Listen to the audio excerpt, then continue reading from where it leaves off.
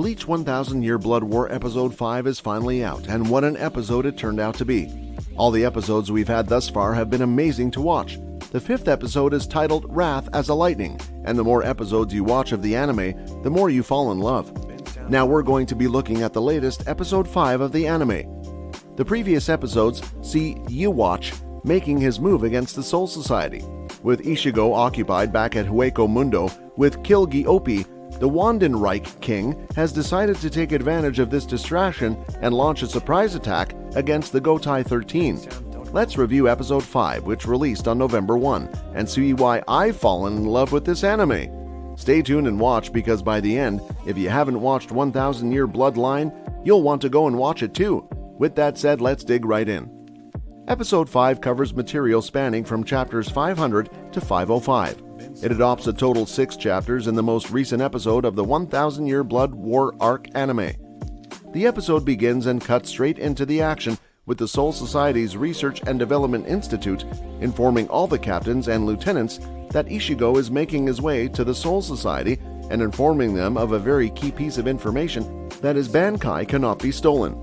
This episode covers a lot of key moments from the Quincy's first invasion of the Soul Society, including the dramatic conclusion of Byakuya's battle against 𝐴𝐵, Yamamoto finally getting revenge for the death of his beloved lieutenant Sasakibe, Kinpachi confronting 𝐤𝐤 and Haschwalt, and 𝐤𝐤𝐤 being unable to do anything while he is trapped within 𝐃𝐨𝐤𝐤's prison as he hears the screams of the Shinigami and he senses the spiritual pressure of his comrades drop one after the other. We also see an insightful flashback 2,000 years into the past, where we see a young head captain Yamamoto and Sasakibe back when Sasakibe desired to be Yamamoto's right-hand man. It's for this reason that he had learned Bankai so that it could be of use to the head captain, thus explaining why over the span of 2,000 years he had not used his Bankai once.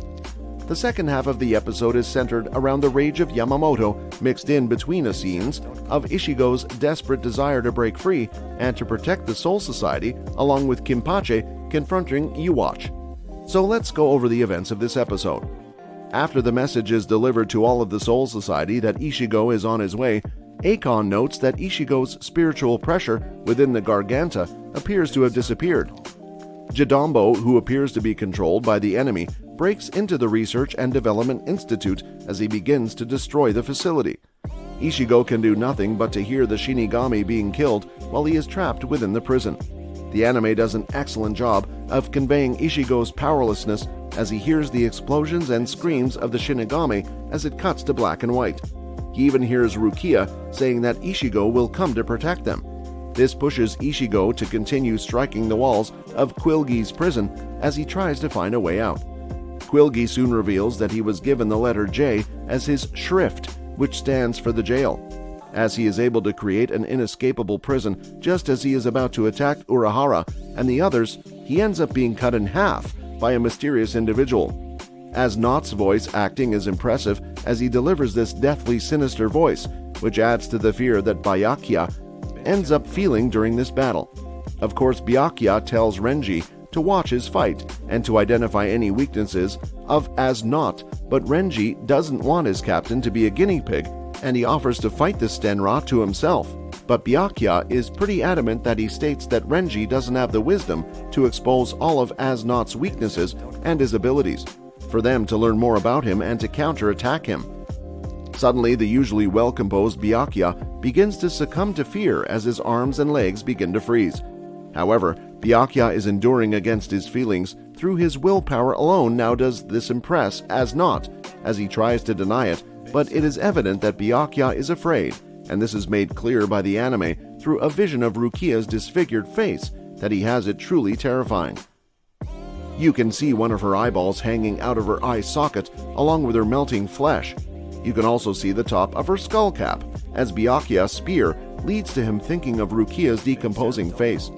That vision of Rukia seals Byakuya's fate as he is distracted enough to allow 𝐴𝐵 to impale him, and it's here where you can really appreciate the incredible voice acting done by 𝐴𝐵's voice actor as he explains to Byakuya just he is feeling.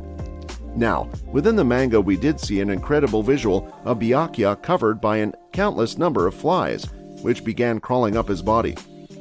In the anime, we get to see a bit more anime-exclusive visuals as we see the flies building up and crawling up his feet all the way up to his head, and it leads up to this incredible visual of him covered in flies, exactly how 𝐴𝐵𝐷 had described this. The anime really broke all limits in order to depict this terrifying scene. 𝐵𝐲𝐤𝐞 yells out in frustration as he's about to attack 𝐴𝐵𝐷. We then get a very fluid anime-exclusive sequence where 𝐵𝐲𝐤𝐞 attempts to attack him, but 𝐴𝐵𝐷 evades all of his attacks. The anime once again does an excellent job with the visuals of 𝐵𝐲𝐞's Bankai, but this time with 𝐴𝐵𝐷 using it.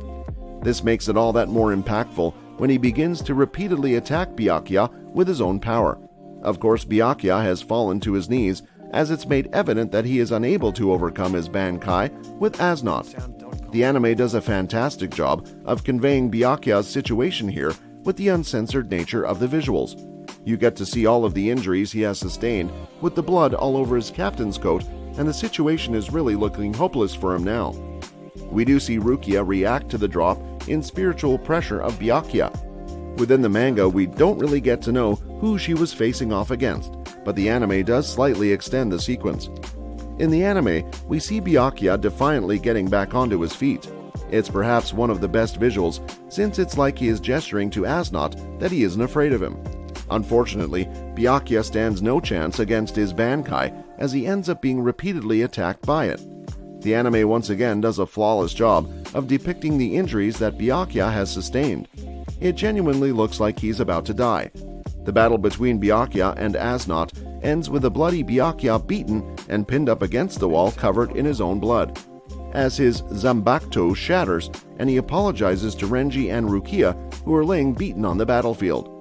We then cut to Haschwalth and Ewatch, as this scene within the manga actually has Haschwalth state that 𝐵𝐲𝐞 has died, but this appears to be cut from the anime. Instead, in the anime, they are just confronted by Kenpachi without them commenting on the drop in 𝐵𝐲𝐞's spiritual pressure. Now we see Kenpachi carrying the bodies of the three Sternritters over his shoulder as he explains how he had defeated each of the three of them. This is something I really wanted to see in the anime, but we finally get it expanded where we get to see how he defeated each of these Sternritters. It is quite brief, but I'm glad that we get to see Kenpachi showcasing some of his abilities and how he was able to defeat the different Quincy, as opposed to one manga panel with some text next to it, which is what we got. Kenpachi taking out these Sternritters is admittedly really hilarious to look at as he explains how he had cut down one of them, or how one of the Quincy just wouldn't stop talking, so he ripped out his throat. It was just so fun to see all of this animated. You really get a sense that he was enjoying his time facing off against the Quincy. We even get to see a brief sequence of his battle against Lloyd Lloyd. We do wish that they showed more of this and how he had defeated his own doppelganger, but other than this, all of these individual sequences with each of these stone waters were a great addition to this episode.